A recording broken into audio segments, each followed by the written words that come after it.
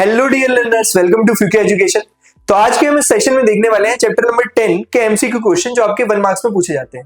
चलिए देखिए, तो इसमें सर्कल्स है। सर्कल्स में अगर तीन कंडीशन बनती है, एक सर्कल और एक लाइन की। अगर वो दूर से क्रॉस कर गया तो नॉन इंटरसेक्टिंग लाइंस, ठीक है। अगर एक पॉइंट पे टच करता है तो इसे टेंजेंट बोलते हैं, दो पॉइंट पे काटता है तो इसे सीकेंट बोलते हैं, दो पॉइंट पे काटता है तो इसे सीकेंट बोलते हैं, ठीक है। तो टेंजेंट और secant, secant is a special tangent is a special case of secant. Secant अगर बाहर जाते जाते एक पॉइंट पे टच करता है तो टेंजेंट सीकेंट का एक स्पेशल केस है, इसको याद रखना है, ठीक है। दूसरा आपको ये देखना है कि कितने नंबर ऑफ पैरेलल लाइंस बन सकती हैं, तो दो, ठीक है, दो, ठीक है। इनफाइनाइट कितने टेंजेंट्स बन सकते हैं, तो सर इनफाइनाइट टेंजेंट्स बन सकते हैं, ठीक है। तो कुछ वन लाइनर वाले क्वेश्चन तो आपको डायरेक्टली याद रखने पड़ेंगे, कुछ वन लाइनर के क्वेश्चन तो आपको डायरेक्टली वैसे भी याद रखने पड़ेंगे, ठीक है। तो इसी से एमसीक्यू बनता है। और बेसिक जो है उसमें दो चीजें हैं, ठीक है। क्या?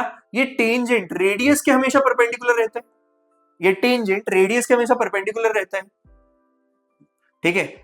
दूसरा कि अगर कोई एक्सटर्नल पॉइंट पे पॉइंट है तो वो उससे निकली हुई लेंथ, ठीक है, हमेशा बराबर होगी, ठीक है। Length of tangent from external point to the circle are always equal. अगर ये ऑलवेज इक्वल होता है तो इसमें दो तीन चीजें और हैं, ठीक है। जहां पे जैसी जरूरत लगेगी वहां पे बता दूंगा, ठीक है। चलिए पहला क्वेश्चन है, a circle can have dash parallel tangents at a single point. कितने पैरेलल टेंजेंट्स हो सकते हैं, तो टू हो सकता है, ठीक है। तो टू हो सकते हैं, ठीक है। Second question, a circle have number of tangent equal to. कितने टेंजेंट्स हो सकते हैं किसी भी सर्कल के, क्योंकि सर्कल बनता है इनफाइनाइट पॉइंट से, तो इनफाइनाइट नंबर ऑफ टेंजेंट्स हो सकते हैं, इनफाइनाइट नंबर ऑफ टेंजेंट्स हो सकते हैं। तो इसका करेक्ट आंसर होगा ऑप्शन नंबर डी, ठीक है। उम्मीद करता हूं ये क्वेश्चन समझ में आया होगा। चलिए moving to the next question. अगला क्वेश्चन बोलते हैं length of tangent from an external point A on a circle with centre O are always greater than O, ठीक है। तो डायग्राम बनाते हैं। एक्सटर्नल पॉइंट कोई ए है, सेंटर ओ है, ये जाएगा इधर, ठीक है। ये 90 डिग्री, ये 90 डिग्री, इसको ज्वाइन करता हूं अगर, तो जाहिर सी बात है ये 90 डिग्री है तो हाइपोटेन्यूज है, और राइट एंगल ट्रायंगल में सबसे बड़ी साइड हाइपोटेन्यूज होती है। ये टेंजेंट की लेंथ इक्वल जाती है एक्सटर्नल पॉइंट से, ये मुझे पता है, एपी और AQ, एपी बराबर AQ। दूसरा, हाइपोटेन्यूज अगर बड़ा होता है तो PA हो या फिर PQ हो, ये हमेशा छोटा ही रहेगा OA से, मतलब OA हमेशा ग्रेटर रहेगा। तो बोल रहा है the length of tangent always less than OA, always less than OA। दूसरी इसमें चीज देखना, ये एंगल और ये एंगल इक्वल होता है क्योंकि ये दोनों ट्रायंगल कॉन्ग्रुएंट हो, ठीक है, और ये एंगल इक्वल होगा। दूसरा, अगर ये 90 डिग्री है, ये 90 डिग्री है, ठीक है, तो POQ PAQ ये दोनों एंगल बराबर रहेंगे, यानी कि angle A plus angle O हमेशा 180 डिग्री बनाते हैं, ठीक है। तो दो चीजें ध्यान रखने वाली, ये दोनों एंगल इक्वल बराबर होंगे अगर हम सेंटर से एक्सटर्नल पॉइंट को ज्वाइन करते हैं। दूसरा, ये आपस में इक्वल है और इन दोनों का सम 180 डिग्री का है, इन दोनों का सम 180 डिग्री का है, ठीक है। उम्मीद करता हूं ये क्वेश्चन पूरा समझ में आया होगा। चलिए moving to the next question. AB is a chord of a circle. AB आपको एक कॉर्ड दी हुई है सर्कल की, AB is the chord of a circle, AB is the chord of a circle, AB is the chord of a circle,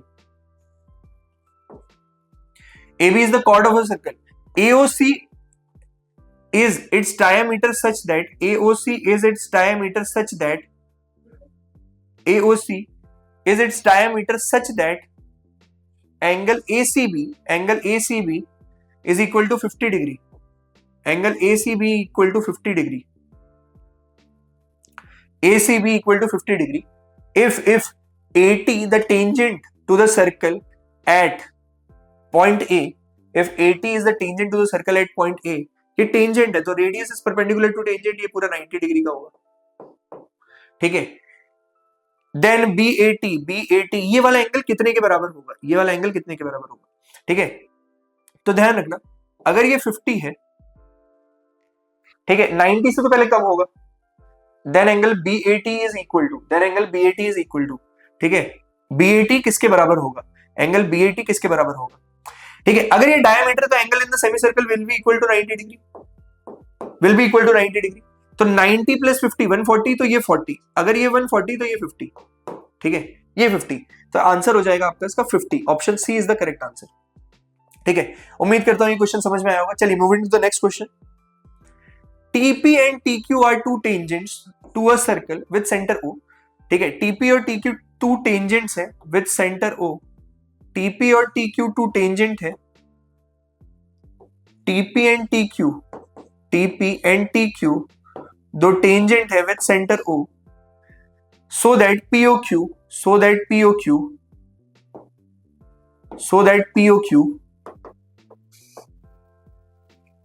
ठीक है is equal to 110 degree.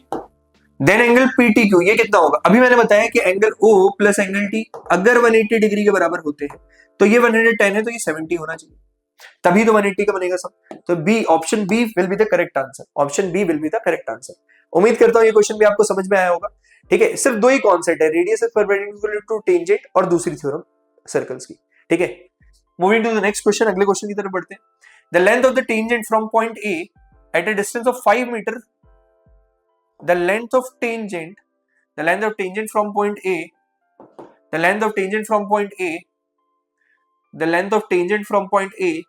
at a distance 5 centimeter from the center of the circle, at a distance 5 centimeter from the center of the circle, the length of tangent from point A at a distance 5 centimeter from the center of the circle, from point A at the distance 5 centimeter from the center of the circle is, length of tangent कितनी है? ये 4 centimetre की।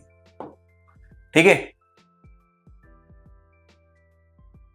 5 centimetre from the centre of the circle से 5 centimetre का है, तो आपको ये लेंथ बतानी है रेडियस ऑफ द सर्कल। मुझे पता है radius is perpendicular to tangent, तो अगर ये 90 डिग्री है तो 5 अगर हाइपोटेन्यूस है, 4 ये है, तो रेडियस की वैल्यू 3 सेंटीमीटर होनी चाहिए। पाइथागोरियन ट्रिपलेट बनाते हैं, ये पाइथागोरियन ट्रिपलेट बनाते हैं, तो correct answer for radius will be equal to 3 centimetre. ठीक है, इतनी तेजी में होगा, आपको वैल्यूज वो आसान ही देगा। ठीक है, उम्मीद करता हूं ये क्वेश्चन समझ में आया होगा। Moving to the next question. एक पैरेललोग्राम में अगर ये पैरेललोग्राम है, ठीक है, और वो एक सर्कल को सर्कमस्क्राइब कर रहा है, अगर ये एक पैरेललोग्राम है और वो एक सर्कल को सर्कमस्क्राइब कर रहा है, तो वो पैरेललोग्राम हमेशा एक रोम्बस होगा। ठीक है, अगर ABCD इज अ पैरेललोग्राम है, ठीक है, तो वो एक रोम्बस होगा। और ये रोम्बस कैसे होगा ये हम शॉर्ट आंसर में प्रूव भी करेंगे इसको। ठीक है, तो अभी के लिए याद रखिए कि ये रोम्बस होगा। उम्मीद करता हूं ये क्वेश्चन आपको समझ में आया होगा। चलिए moving to the next question. Two concentric circles are of radii 5 centimetre and 3 centimetre, 5 centimetre and 3 centimetre, 5 centimeter and 3 centimeter. The length of the chord to the larger circle which touches the smaller circle. ठीक है, अब मुझे पता है अगर ये छोटे वाले सर्कल को भूल जाओ तो परपेंडिकुलर फ्रॉम सेंटर, क्योंकि ये छोटा वाला ये टेंजेंट जाएगी किसके लिए? छोटे वाले सर्कल के लिए, तो ये हो गया 90 डिग्री। अब इस छोटे वाले सर्कल को भूल जाओ, perpendicular from centre bisect the chord, तो यहां से यहां अगर x है तो यहां से यहां भी x होना चाहिए। इस ट्राइंगल में लगा रहा हूं पाइथागोरस, अगर हाइपोटेन्यूस 5 का ये 3 का, तो x की वैल्यू होनी चाहिए 4 सेंटीमीटर। ठीक है, मेरे को क्या निकालना है? Total length of the chord निकालनी है, 2x निकालना है, तो 2x equal to 2 into 4 which is equal to 8 centimetre will be the correct answer. पूछा था लेंथ ऑफ द कॉर्ड। ठीक है, ऐसी कॉर्ड जो छोटे सर्कल को टच करते हुए जाए और लार्जर के लिए कॉर्ड हो। ठीक है, उम्मीद करता हूं ये क्वेश्चन भी आपको समझ में आया होगा। चलिए moving to the next question. The angle between two radii of a circle is 130 degree. दो रेडियस के बीच में एंगल जो बन रहा है वो बन रहा है 130 डिग्री का। The angle between tangents at the end of the radii, tangents के बीच में कितना एंगल बन रहा होगा? ठीक है, टेंजेंट्स के बीच में कितना एंगल बन रहा होगा? ठीक है, तो मुझे ये पता है कि ये angle R plus angle P ये 180 डिग्री के बराबर होता है। Angle R plus angle P ये 180 डिग्री के बराबर होता है। तो 130 प्लस ये कितना आना चाहिए? फिर आपका 50 डिग्री आना चाहिए, 50 डिग्री आना चाहिए। तो एक कॉन्सेप्ट से ही 2-3 क्वेश्चन बन गए आपके। ठीक है, बस ये पता होना चाहिए कि इन दोनों का सम कितना होगा? 180 डिग्री का होगा। ठीक है, तो उम्मीद करता हूं ये क्वेश्चन आपको पसंद आया होगा, समझ में आया होगा। ठीक है, बहुत अच्छा क्वेश्चन। ठीक है। अच्छा, इस कॉन्सेप्ट पे 2-3 क्वेश्चन आपको देखने को मिल सकते हैं, इसीलिए करवाया जा रहा है। ठीक है, ठीक है। तो ये सिंपल है। इस लेक्चर में आपने ये समझा होगा कि आप फास्ट टेक्निक से कैसे कर सकते हो। ठीक है, अगर आपने प्रैक्टिस की है जम की तो आप फास्टली एमसीक्यू को उड़ा सकते हो, उसमें टाइम नहीं लगेगा। ठीक है, टाइम लगेगा तो लॉन्ग आंसर, शॉर्ट आंसर, ये लिखने में टाइम लगना चाहिए। ठीक है, एमसीक्यू वगैरह में टाइम लगना ही नहीं चाहिए, वहां पे आप टाइम सेव करोगे अपना। ठीक है, तो उम्मीद करता हूँ ये लेक्चर भी आपको पूरा पूरा समझ में आया होगा। कैसा लगा कमेंट सेक्शन में जरूर बताएं, और don't forget to like and subscribe Fuke education for more such videos. Thank you.